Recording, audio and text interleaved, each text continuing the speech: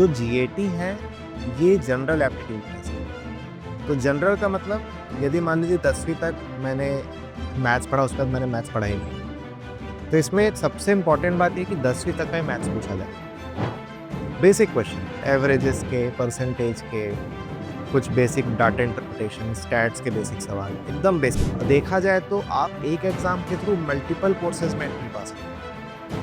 और जैसे यदि इसमें सबसे ज़्यादा जो रुझान है वो commerce, arts other than maths and science बच्चों का ज़्यादा रुझान है इस एग्ज़ाम के लिए। देखिए, इस एग्ज़ाम का जो टोटल मार्क्स है वो डिपेंड करता है कि आपने कितने विषयों का चयन किया है। यदि हम एग्ज़ाम को सब्जेक्ट वाइज़ देखें तो सबसे पहले आपको एक इंग्लिश लैंग्वेज का टेस्ट कंपल्सरी जो देना होगा। अब इसमें क्षेत्रीय भाषा को भी प्रमोट किया गया है और आप इंग्लिश लैंग्वेज को ना चुन करके हिंदी या कोई भी क्षेत्रीय भाषा चुन सकते हैं। बहुत सारी भाषाओं का चयन किया जा सकता है।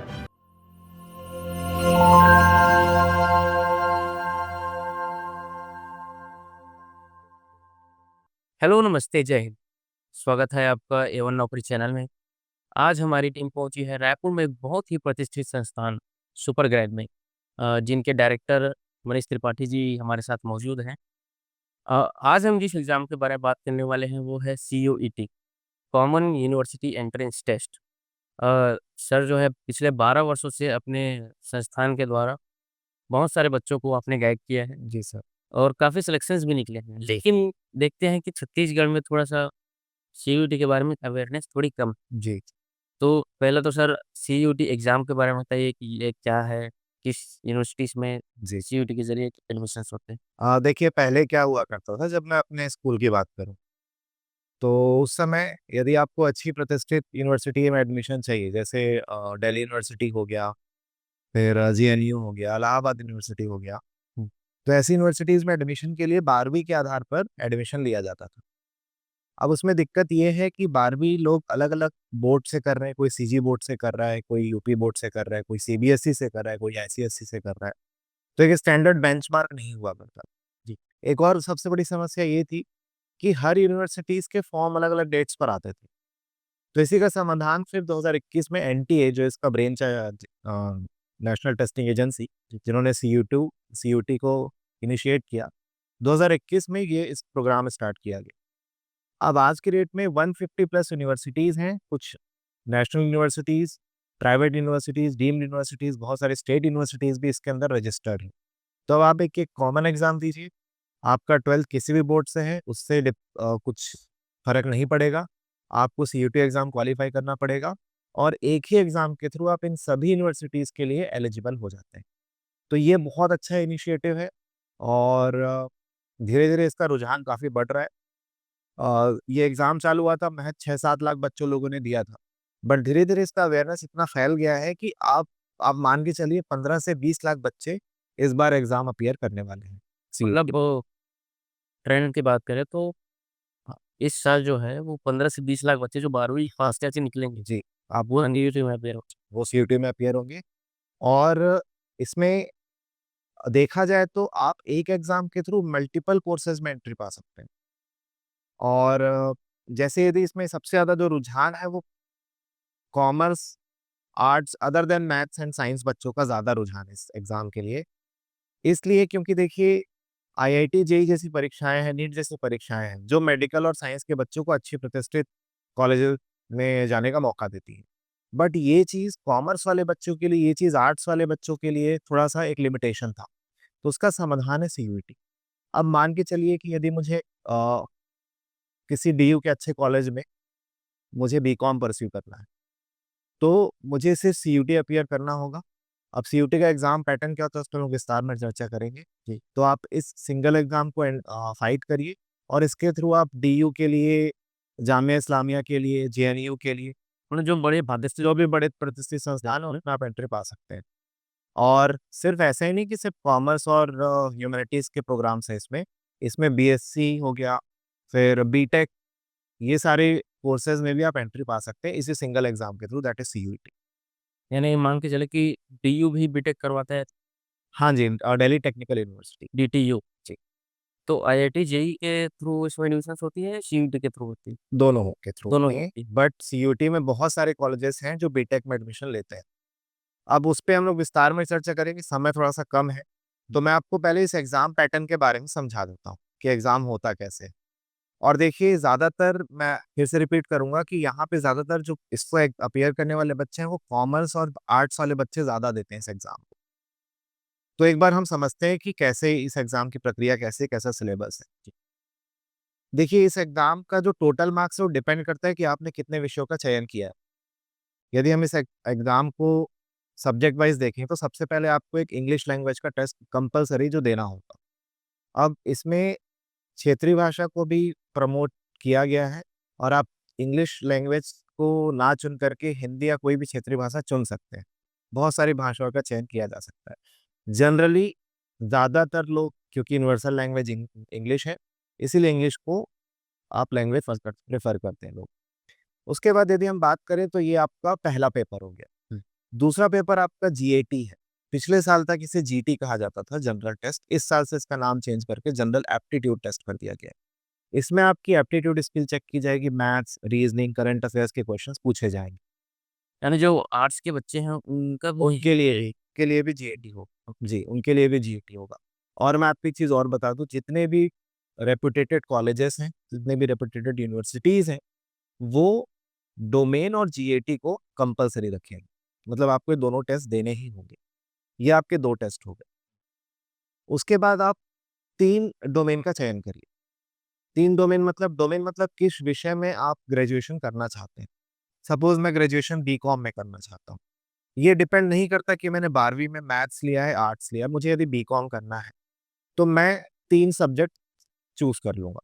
मैं एक सलाह दे देता हूँ, आप अकाउंट्स, बीएसटी और इकोनॉमिक्स चूज कर सकते हैं।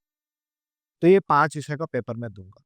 अब बहुत सारे ऐसे कॉलेजेस हैं जो केवल 2 ही स्कोर कार्ड एक्सेप्ट करेंगे, लैंग्वेज और जीएटी। कुछ कॉलेजेस ऐसे भी होंगे जो लैंग्वेज जीएटी के साथ साथ आपसे अकाउंट्स मांगेंगे। कुछ कॉलेजेस ऐसे भी होंगे जो लैंग्वेज और जीएटी के साथ साथ बिजनेस स्टडीज का टेस्ट मांगेंगे। तो इसीलिए सेफर साइड में रहते हुए, यदि कॉमर्स वाला बच्चा है और वो बीबीए या बीकॉम या बीए इसमें से कोई भी कोर्स में जाना चाहता है, इनफैक्ट बीए एलएलबी भी, यदि वो किसी भी कोर्स में जाना चाहता है, तो आप स्टैंडर्ड 5 सब्जेक्ट चूज करिए। आप मोटा मोटी सारे जो अच्छे यूनिवर्सिटीज है उसके लिए आप एलिजिबल रहेंगे। मैं फिर से रिपीट कर दे रहा हूँ। सबसे पहले इंग्लिश लैंग्वेज, दूसरा जनरल एप्टीट्यूड टेस्ट, और फिर आपको 3 डोमेन चूज करना पड़ेगा। उसमें आप अकाउंट्स रखिए, अकाउंट्स, फिर आप एक रख लीजिए बीएसटी, और एक रख लीजिए आप अप्लाइड मैथ। और यदि आपका अप्लाइड मैथ्स नहीं है तो एक सब्जेक्ट आप इकोनॉमिक्स रख सकते हैं। ये तो हो गया कॉमर्स वालों के लिए, कॉमर्स, आर्ट, बीएल भी सभी के लिए। सभी के लिए। हाँ। ओके। अब यदि इसमें बीटेक का भी एक प्रोविजन है, मतलब आप सीयूटी के थ्रू बीटेक में भी एडमिशन ले सकते हैं, बट वहाँ पे आपको अपना डोमेन चेंज करना पड़ेगा, क्योंकि ये इंजीनियरिंग डिग्री है। तो यहाँ पे कॉमर्स के विषय आप डोमेन पे नहीं रखिए। तो यहाँ पे यदि आपको टेक्निकल लाइन में जाना है, जैसे एमएससी, सॉरी बीएससी हो गया, या बीटेक यदि आप करना चाहते हैं, तो उस केस में आप इंग्लिश और जीएटी रखिए, और डोमेन में फिजिक्स, केमिस्ट्री, मैथ, या फिर यदि आप बीएससी करना चाहते हैं बायो में, तो फिजिक्स और केमिस्ट्री के साथ बायो का चूज कर सकते हैं जी। ठीक। थोड़ा-सा और डिटेल में आएँगे इस एग्ज़ाम के बारे में। जैसे कि हम लोग आईआईटी और नीट तो काफ़ी प्रतिष्ठित एग्ज़ाम है और इसका जो सिलेबस होता है वो 12वीं से लेके जो एनसीईआरटी जिसे बोलते हैं ना, 12वीं से लेके जो नीचे क्लास तक की जो एनसीईआरटी है, वो सिलेबस में आता है। तो सीयूटी में किस प्रकार से सिलेबस रहता है? ये भी 12वीं से जो नीचे तक की कक्षाएँ हैं उनकी एनसीईआरटी इसमें ज़्यादा प्राथमिकता दी जाती है? जी देखिए, इसमें जो मैंने 5 विषय आपको बताए, तो जो इंग्लिश लैंग्वेज है उसमें आपकी इंग्लिश लैंग्वेज को टेस्ट किया जाएगा। अब उसको अपन ऐसा भी डिवाइड कर सकते हैं, आप मान के चलिए रीडिंग स्किल, उसमें पैराग्राफ, पैसेजेस वगैरह होते हैं। फिर आपकी वर्ड वोकेबलरी और आपके ग्रामर के बेस सवाल पूछे जाएंगे। आप कोई भी स्टैंडर्ड ग्रामर की, जैसे रेरेन मार्टिन बच्चे अक्सर पढ़ा करते हैं स्कूल में, आप उस बुक को रेफर कर सकते हैं, वो सफिशियंट। उसके बाद जो दूसरा पेपर है जीएटी, ये थोड़ा सा चैलेंजिंग पार्ट है। यहाँ पे आपको ऐसे ऐसे सब्जेक्ट्स पढ़ने पड़ेंगे, मतलब थोड़ा सा यहाँ पे मैथ्स को जल्दी कैसे सॉल्व करना है, रीजनिंग एबिलिटी में डायरेक्शन के सवाल पूछे जाएंगे, ब्लड रिलेशन के सवाल पूछे जाएंगे। तो यहाँ पे आप 2-3 standard books, R S Agarwal जैसे बुक्स को प्रेफर कर सकते हैं। ये आपका ये दोनों सिलेबस कवर करेगा। अब बात करते हैं डोमेन की। तो जो डोमेन के सवाल पूछे जाते हैं वो प्योरली एनसीईआरटी बेस्ड होंगे। हाँ, इसमें ये भी हो सकता है कि कुछ डिलीटेड चैप्टर्स जो बच्चों के होते हैं, जो सीबीएसई बोर्ड डिलीट कर देता है, हो सकता है आपको वो चैप्टर्स भी पढ़ने पड़े। तो इसमें आप अगर सीबीएसई बोर्ड ने वो डिलीट कर रखा है एनसीईआरटी से, तो वो कहाँ से फाइंड आउट करेंगे बच्चे? नहीं, वो बुक में रहता है, ओके, बस उस सिलेबस में डिलीटेड होता है। वो मिल जाता है इज़िली। पुराने बुक्स में भी है। हाँ, बुक्स में रहेगा वो चैप्टर्स। अब इसमें जो आपके सवाल पूछे जाएँगे वो प्योरली एनसीईआरटी से पूछे जाएँगे। तो आप कोई रेफरेंस बुक यूज़ ना करें, एनसीईआरटी बुक को बहुत अच्छे से पढ़ लें। अब जो आप बोर्ड में पढ़ते हैं, 11वीं और 12वीं की परीक्षाओं में आप सब्जेक्टिव क्वेश्चंस लिखते हैं। कुछ एमसीक्यू पार्ट भी होता है। ये पूरा एमसीक्यू बेस्ड, मतलब आपको आंसर लिखना नहीं है, आपको जस्ट टिक करना है और कंप्यूटर बेस्ड पेपर होने वाला है। अच्छा, मार्किंग स्कीम के बारे में बता दूँ। बच्चों को ये थोड़ा डाउट रहता है कि सर कोई सीयूटी 750 मार्क्स का हो रहा है, कोई सीयूटी 1250 मार्क्स का हो रहा है। तो इसके पीछे का लॉजिक ये है कि सपोज़ मैंने 5 सब्जेक्ट का चयन किया, इंग्लिश लैंग्वेज और जीएटी और 3 डोमेन। तो 50-50 नंबर का हर एक पेपर होगा। तो यदि मैं इसको सम टोटल करूँ तो आप मान के चलिए मोटा-मोटी, जैसे मान लें 250-250 नंबर के 50-50 क्वेश्चन होंगे। 5-5 नंबर का एक-एक सवाल होगा, तो 250-250 नंबर का पेपर। अब यदि मैंने 5 सब्जेक्ट लिए हैं तो आपका 1250 नंबर का पेपर मेरा हो गया। मैंने मान लो 3 ही सब्जेक्ट लिया है, मैंने सिर्फ जीएटी लिया है, सपोज़ मुझे बीबीए करना है तो मैंने जीएटी ले लिया, मैंने इंग्लिश लैंग्वेज ले लिया और मैंने बीएसटी ले लिया। तो यहाँ पे मेरा 750 नंबर का पेपर हो गया।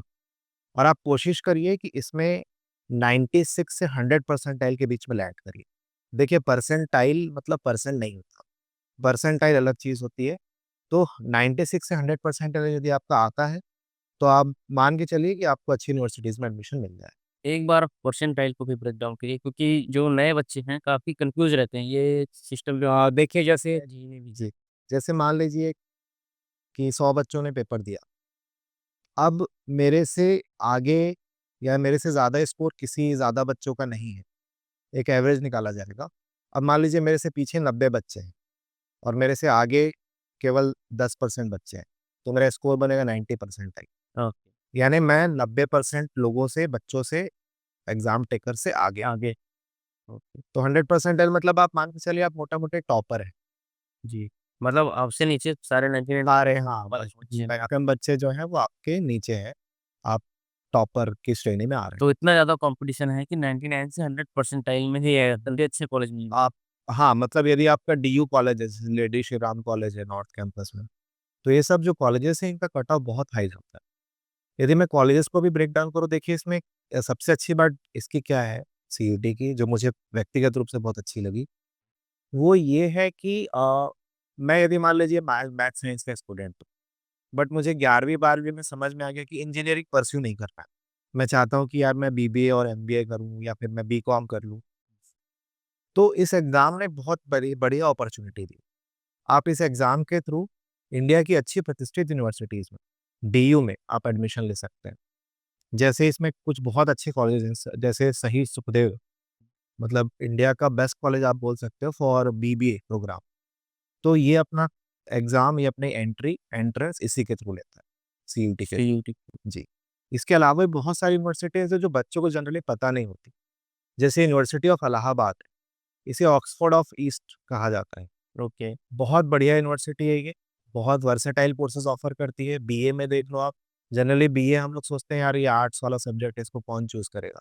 लेकिन आप मेरी बात मानिए, डीयू का, बीएचयू का, इलाहाबाद यूनिवर्सिटीज़ का बीए भी बहुत मैटर करता है। लोग वहाँ लेते हैं, फिर वही बच्चे आगे चल के सिविल सर्विसेज़ जैसे एग्ज़ाम्स क्वालीफाई करते हैं, क्योंकि बहुत बढ़िया माहौल मिलता है। अब ऐसे परीक्षाओं में, मतलब पहले ऐसा हुआ करता था कि मुझे अलग-अलग यूनिवर्सिटीज़ के अलग-अलग फॉर्म भरने पड़ रहे हैं, मुझे डेट्स का आइडिया नहीं है। अब सब समस्या का लगभग 10 से 12 फॉर्म हो जाते होंगे, काफ़ी बहुत पहले टाइम हो रहा है। आप सोचिए, यदि मैं सम टोटल करूँ, यदि मैं अच्छी प्राइवेट यूनिवर्सिटीज़ भी हैं कुछ बहुत अच्छी, जैसे एमिटी है, अलायंस है, ये सब इसी के थ्रू एडमिशन ले रही है। तो यदि हम सम टोटल कर दें तो आप मोटा-मोटी 150 plus deemed universities, national universities, state universities और प्राइवेट यूनिवर्सिटीज़ इसका इसके थ्रू एडमिशन लेते हैं सीयूटी के थ्रू। ओके। तो very good exam to take in, मतलब आप इसको डेफिनेटली कंसिडर करिए। एग्ज़ाम लेवल की अगर बात करें, तो जैसे इसमें सीएटी का पेपर हो गया, उसमें मैथ्स आता है, आपने बोला जी8 जीएटी का paper, general aptitude. General aptitude, उसमें मैथ आता है। जी तो मैथ का लेवल बात करें कि आईआईटी के लेवल का होता है, एक कंपैरिज़न है ना, जो नए बच्चे हैं सीए, जी जी उनकी कंपैरिज़न के लिए थोड़ा-सा ईज़ी कर देते हैं इसको। जी देखिए सर, मैं ना ये इस पे मैं अच्छा हुआ आपने पॉइंट छेड़ दिया। जो जीएटी है, ये जनरल एप्टीट्यूड टेस्ट। तो जनरल का मतलब, यदि मान लीजिए 10वीं तक मैंने मैथ्स पढ़ा, उसके बाद मैंने मैथ्स पढ़ा ही नहीं। तो इसमें सबसे इम्पोर्टेंट बात ये कि 10वीं तक का ही मैथ्स पूछा जाए। बेसिक क्वेश्चन, एवरेजेस के, परसेंटेज के, कुछ बेसिक डाटा इंटरप्रिटेशन, स्टैट्स के बेसिक सवाल, एकदम बेसिक क्वेश्चन। यानी मान के चले कि जो एसएससी में जो सिलेबस रहता है 10वीं तक का, 10वीं तक का। उतना हाँ, अब ये बच्चों के स्कूल वाले बच्चों को शायद एसएससी ना पता हो, तो आप मान के चलो 10वीं तक का ही मैथ्स, तो इससे डरने की कोई ज़रूरत नहीं है। मतलब एक हुआ होता है आर्ट्स के लिए और ह्यूमैनिटीज़ के बच्चों के लिए, कॉमर्स के बच्चों के लिए, तभी वो मैथ्स छोड़ के इन सब्जेक्ट्स में आते हैं। मैं मोटा-मोटी बता रहा हूँ, कई लोग अपने चॉइस से भी लेते हैं सब्जेक्ट। तो आपको मैं बता रहा हूँ, 3-4 महीने यदि आप अच्छे से मेहनत कर लो, अपने स्कूल के थोड़े से सिलेबस चैप्टर्स पढ़ लीजिए, हुँ, जीएटी बहुत ईज़िली आप क्वालीफाई कर जाएँगे। ओके। जी। और इंग्लिश और बाकी डोमेन्स का जो लेवल रहता है वो किस अगेन सर, सब 10th लेवल तक, 10th लेवल? सब 10th लेवल तक का है। यहाँ पे बस फैक्टर ये है कि टाइम मैनेजमेंट बहुत इम्पोर्टेंट है। क्योंकि आप कोई भी पेपर उठा लो, आपको 50 सवाल हल करने हैं और 60 मिनट है आपके पास। तो मोटा-मोटी 1 मिनट से थोड़ा ज़्यादा ही मिल रहा है, 2 मिनट भी नहीं मिल रहा है। तो इतने कम समय में सवाल को टैकल कैसे करना है? अब मेरे पास भाई कोई परसेंटेज का, प्रतिशत का सवाल आया, तो उसको बनाने के लिए मुझे 5-10 मिनट चाहिए जनरली।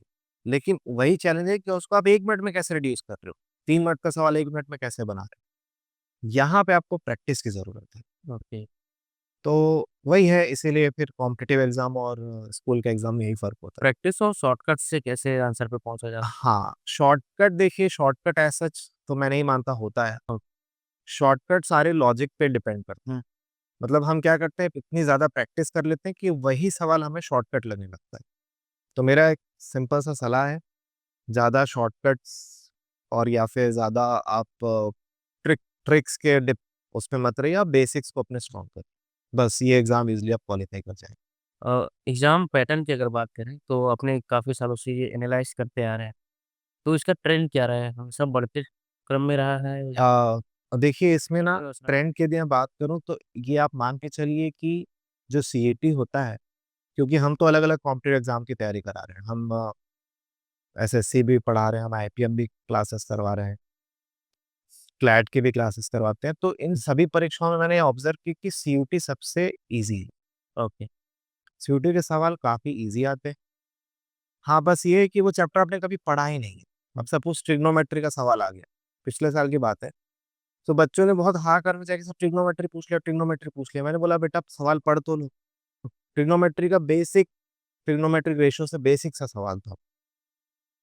तो वही मेरा कहना है कि सवाल बहुत ईज़ी है। बस आप जो सिलेबस है उसको पढ़ लीजिए अच्छे से, और 3 2-3 महीने की तैयारी में एग्ज़ाम निकाला जा सकता है ये। और यदि आप साल भर तैयारी कर रहे हैं तो फिर तो बहुत अच्छी बात है।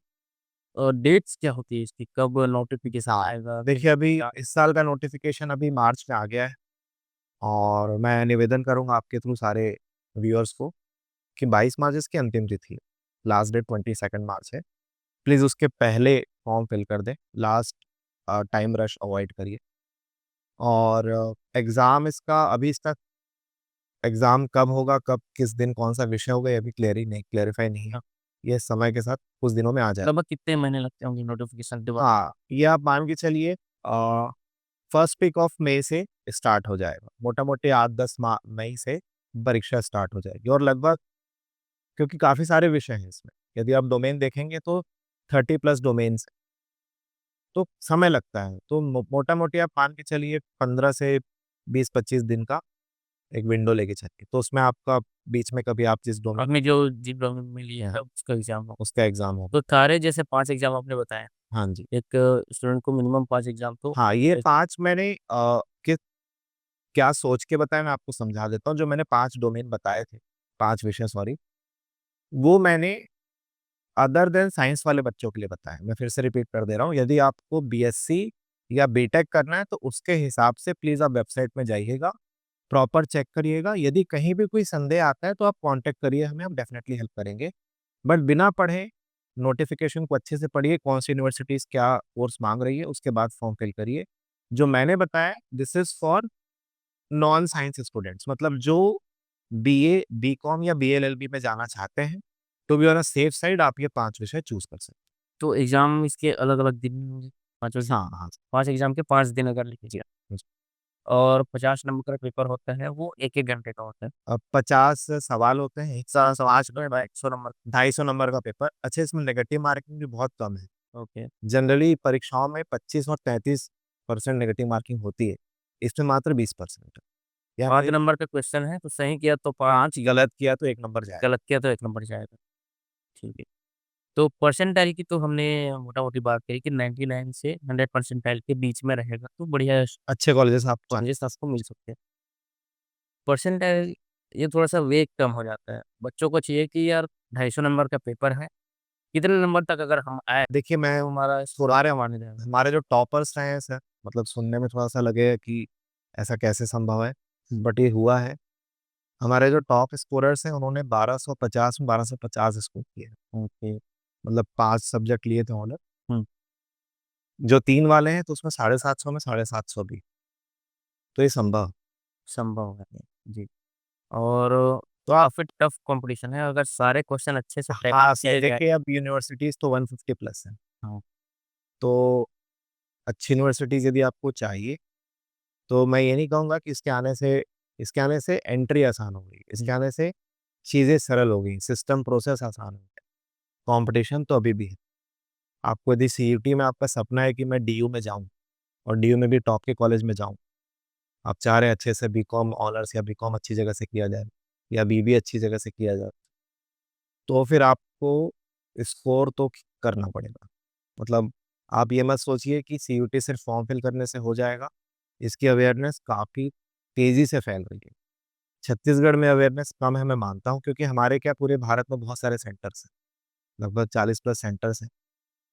तो मैंने ये पाया है और थोड़ा-सा ये निराशा वाली बात भी है। छत्तीसगढ़ के जो बच्चे हैं, अब देखिए बच्चों में तो मैं नहीं कहूँगा क्योंकि बच्चे काफ़ी यंग हैं, पेरेंट्स को भी मैं इंक्लूड करके कहूँगा कि प्लीज़ सीयूटी को मतलब अच्छे से सीरियसली अटेम्प्ट करिए। अवेयरनेस की काफ़ी कमी है। मतलब जो टेकर्स हैं मैं देखता हूँ वेस्ट इंडिया साइड और north India side, south India side भी काफ़ी रुझान के साथ बच्चे इस एग्ज़ाम के लिए फाइट कर रहे हैं।